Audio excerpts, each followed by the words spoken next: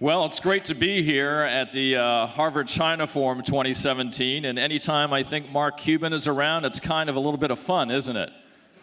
You better be ready to have some fun, right? Got to liven this up. Yeah. I am going to be cutting my hair like Jeremy's in a minute. Actually, he's wearing a wig. Mark normally does have his hair like this. Right, I'm trying to be respectable. That's what Ryan was telling me normally. Now, you have a short story about Jeremy Lin. Yeah. Yeah, okay. Did you all know that the first team that Jeremy signed a pro contract with was the Dallas Mavericks?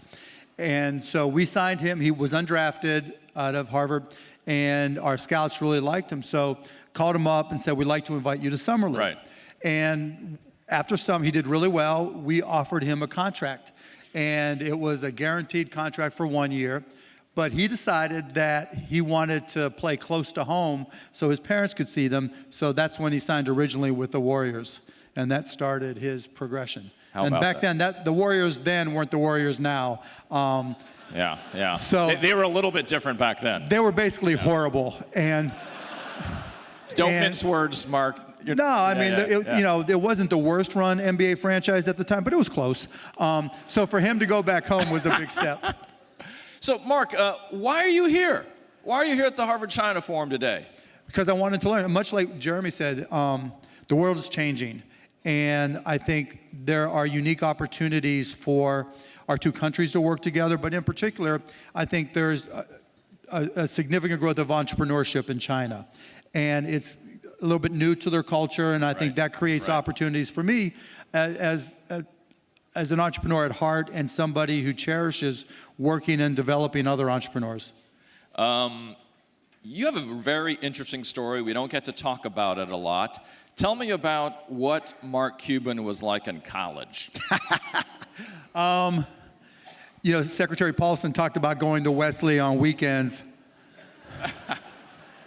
I would have put him to shame.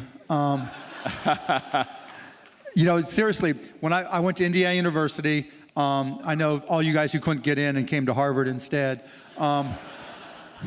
And my backstory is a little bit crazy. I dropped out of high school when I was 16, started taking classes at the University of Pittsburgh, and when I then I transferred to Indiana because Pitt didn't have a business school, and Indiana had a top 10 undergrad business school, and it was the cheapest one, so that's when I went to IU. And so I got there, and I decided that I was 18, I wasn't going to drink my first 2 years, and I was going to take the hardest classes I possibly could that my last 2 years I could take freshman classes and party like a madman. And so I literally started taking graduate level. I snuck into graduate level statistics. I took a class in Russian relations, a graduate level class in Russian relations. Can you speak Russian? Can you speak Russian? Немножко, Hey. So I decided to challenge myself until they realized that I wasn't an official entrant in the MBA program, even though I had a year and a half of my MBA done by the time I was 19. They kicked me out. And they found you out and they said, "What are you doing here, Mark?" Yeah, the dean of the graduate of the business school came up to me and started poking me in the chest. We got you, and kicked me out. And I transferred my credits to undergrad, and then I graduated. Did you get an honorary MBA though, in effect? No, but it was cheaper than it would have been otherwise, and it was a great challenge. And one quick story on that. So my freshman year, the very first MBA class that I took was my freshman year. I took an introduction to graduate level statistics, and my professor was a guy named Winston. And so flash forward too many years, and I had just bought the Dallas Mavericks, and I'm watching television, and on Jeopardy comes my prof, Winston, killing it on Jeopardy. Flash forward 3 months, I'm with the Mavericks, my first year, going to Indiana to play the Pacers. And in the crowd, I see somebody going, Mark! And it was Winston. And so we got together, long story short, I hired him as our director of analytics in 2001. How about that? So he was, because I snuck into a graduate level class when I was 18, and because he did really well on Jeopardy, we had the very first analytics director. I think Mark is our honorary Asian today because he snuck into a graduate level stats course. I mean, who wants to do that? What are you doing? Yeah, there you go. See, that's right. They told me that's where the girls were hot. What school did you go to again? That's really interesting. So let's go off of what Secretary Paulson was talking about here, and I want to get a sense of what you've learned lately. What did you learn lately? You went, oh man, I wish I knew that. I learned elections don't turn out the way that you expect. I learned, leadership matters.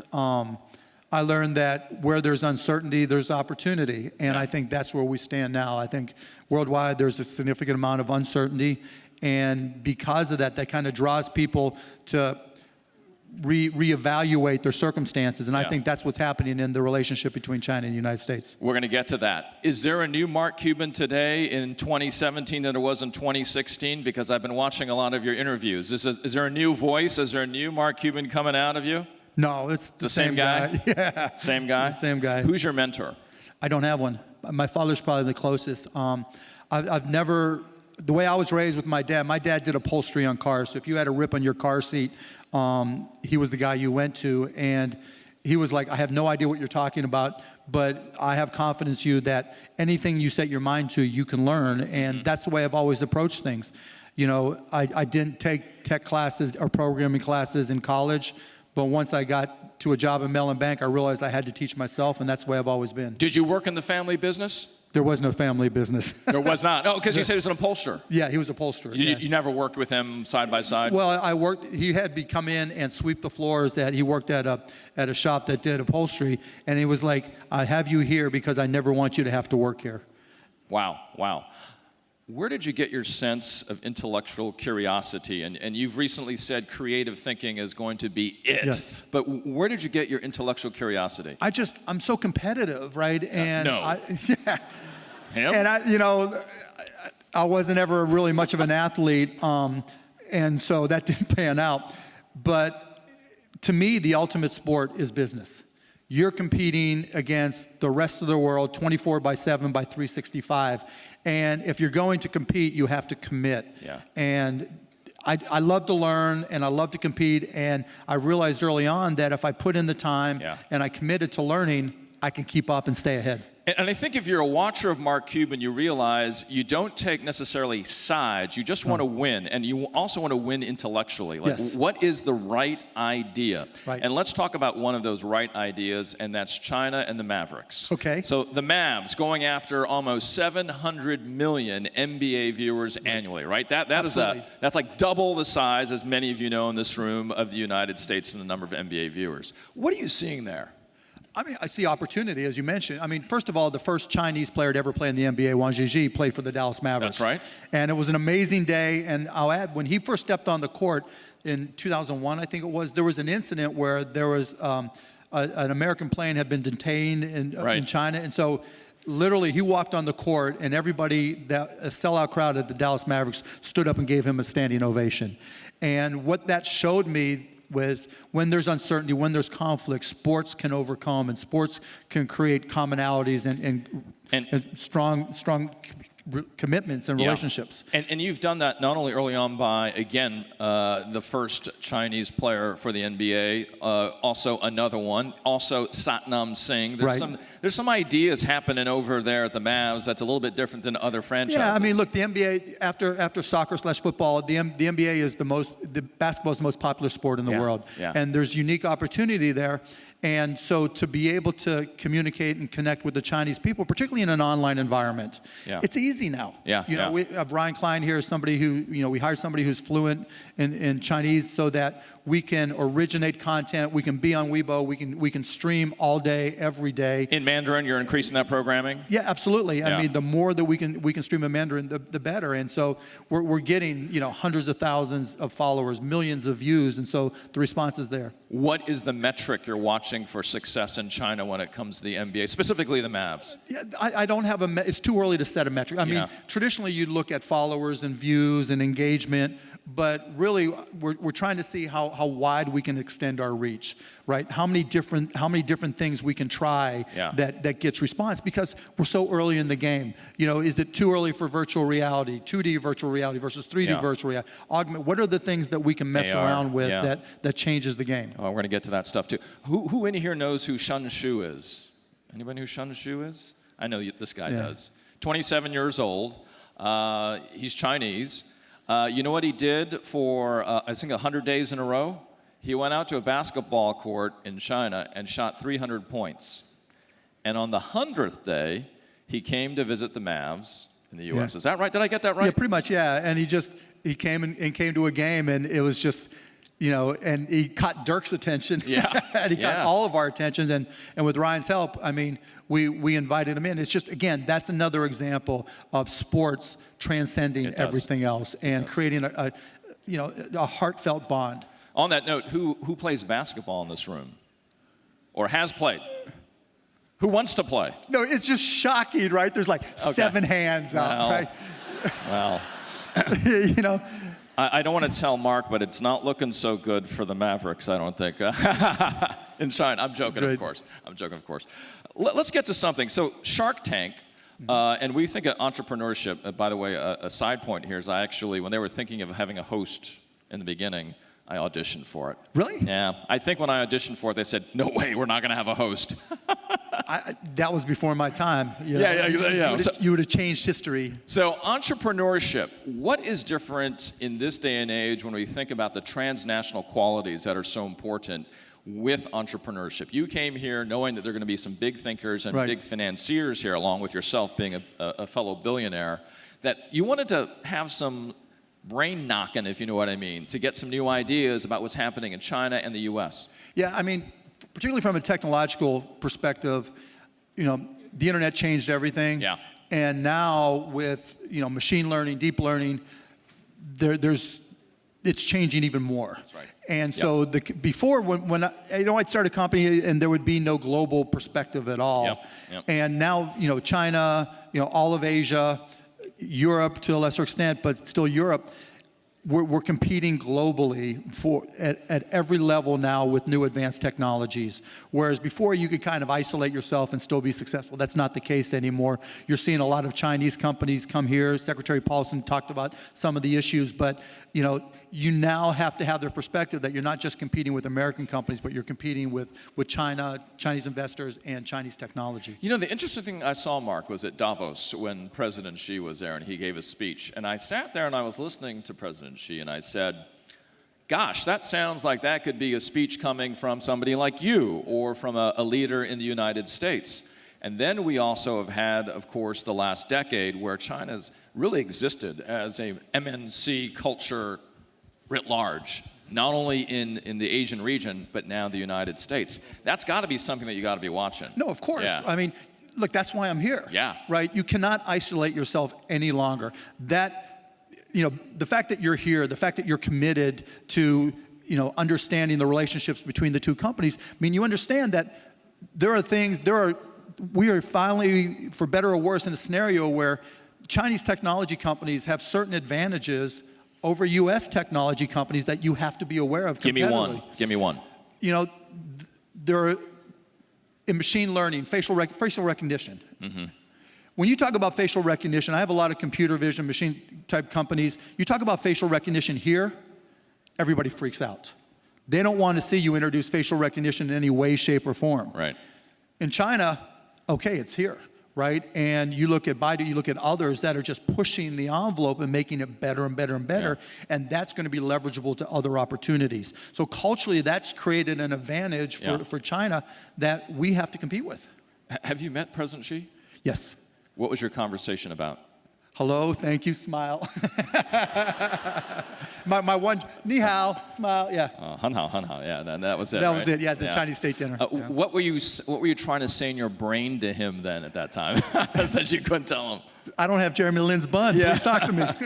No, it was fascinating because, there was so much pressure at that state dinner, and you could just feel the tenseness among everybody. And I was sitting next to Vice President Biden, and the Chinese host at the table was one of the ministers of trade, and didn't want to talk about trade at all. Wanted to talk that he went to Iowa and wanted to talk about the Iowa football team. Yeah. Right? People were just trying to avoid the elephant in the room, and it was very tense. One of my interviews, people will often ask me, Mark, so what's one of your favorite interviews? And I'll think back to when I was able to interview the lead negotiator from China to the WTO. and what he had to go through in the negotiations with all the other members of the United States specifically. It's one of my favorite interviews because he had to be that window to China and joining the WTO. That's a long time ago. Yep. Also, your meeting President Xi is a long time ago. There's a new, I don't know if you heard about it, there's a new president. Yeah, Really? President Trump. I'm not sure if you ever heard about it. Where do you think we are now then? Because today's a different day than it was when you shook the hands. You know, it's fascinating. I was talking to Bob Hsu, right? Who, great guy. And one of the points he was making is that there was an initial fear of President Trump. Yeah. And now his perspective in talking to some of his associates is that there's much more positive perspective because of his stance on Korea. Yeah. That among the Chinese people, that not everybody's positive about Korea, and they actually agree with Trump. And so that was a surprise to me.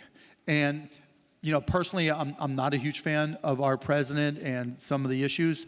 I don't know who's really driving his Chinese policy. I think maybe nobody is. I don't think there's necessarily a strategy. I don't get the sense that there's a strategy behind it, and that makes me fearful.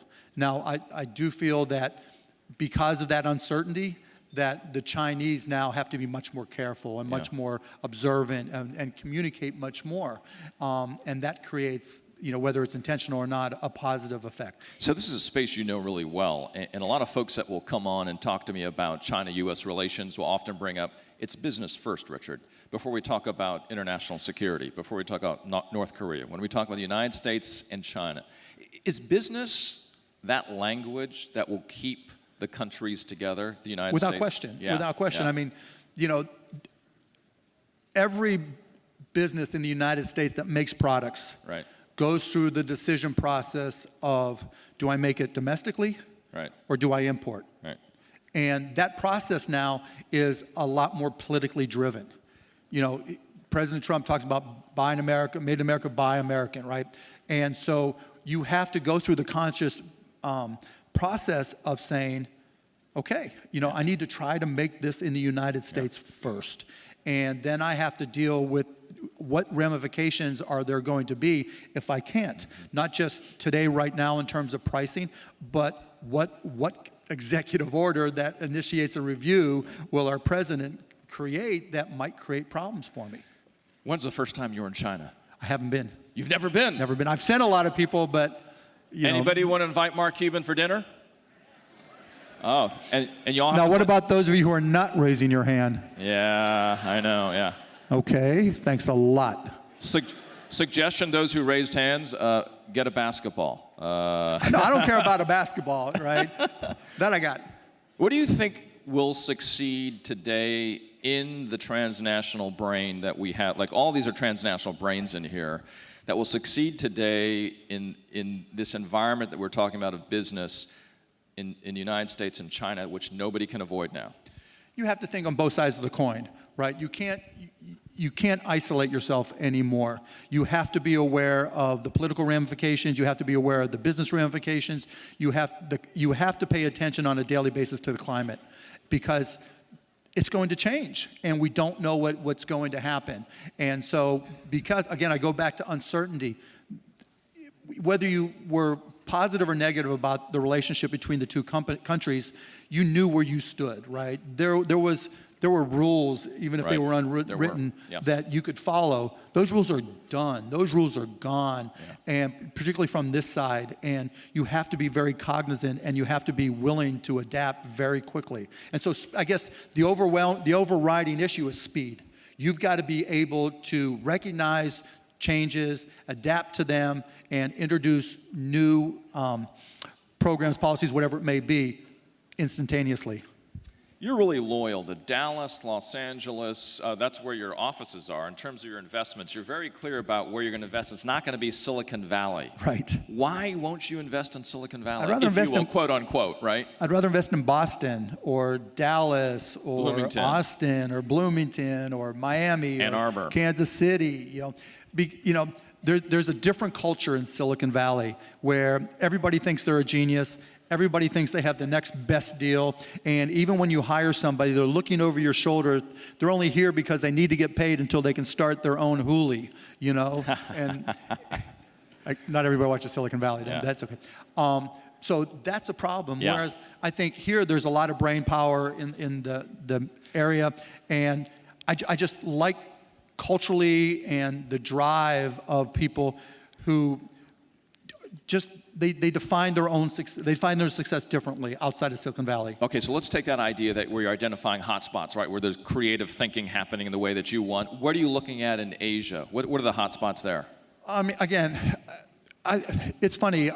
I travel to ideas, right, as opposed to locations. Got it. And so, not even so much in Asia, but Canada and a lot of, again, I'll go back to machine learning, artificial, wherever the best talent I can find there in the world, that's where I'm going. And right now, a lot of it is aggregating in Toronto and Montreal. Really? And to a lesser extent, Vancouver. And so you're seeing a lot of folks come from Asia, go to McGill, go to, in the United States, UCB and some other spots. Yeah. And that's where I'm finding the talent I need. Not to put you on the spot, what about China? That's why I'm here. Yeah. Right? I mean, look. All right, come on up after, bring your resumes. I'm going to tell you all right here. Is this being broadcast anywhere? Because I'm mcuban@gmail, mcuban@gmail. That's my email. And I'll tell you how I work. You get one paragraph. If what I read in the first paragraph is enticing and interesting, I'll respond. If not, I know where the delete key is. One paragraph, how about that? Automation. You were touching on AI, deep learning, machine learning, something that is dominating the way we're thinking in the last 2 years more than ever before. But I think we often think about it in extreme ways. It's either great or it's just not that good. Which is it, or is it somewhere in between? It's phenomenal. Yeah. I mean, the nature of work, who we are. We'll see more changes in the next 5 to 7 years than we have in the last 30. Right. It'll change how we work. It'll change how we hire. It'll change, particularly here in the United States, how we deal with social issues. It'll create new social issues. What's a good job will change. 5 years ago, if you were a great programmer, you seemed like your future was set. 10 years from now, 15 years, that's probably not going to be a very good job. Not at all. And I was looking at your angel list description, and it's really interesting the way you describe who you are, if this is you writing it. And it says achievements, still working on these. Yeah. Finish up with that. I mean, I just don't think I'm done yet. People, you know what? It was like people say, well, I want to be the next Mark Cuban. I'm like, I'm not done being Mark Cuban, I want to do some of the things you've done. I'm not done, right?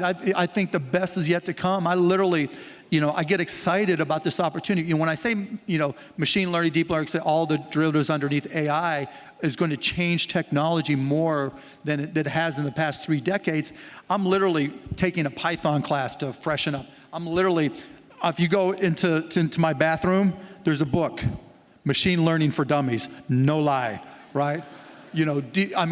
Created my first little baby neural network, right? Yeah. Because if I don't grasp it as strongly as each and every one of you, right, I can't compete with you.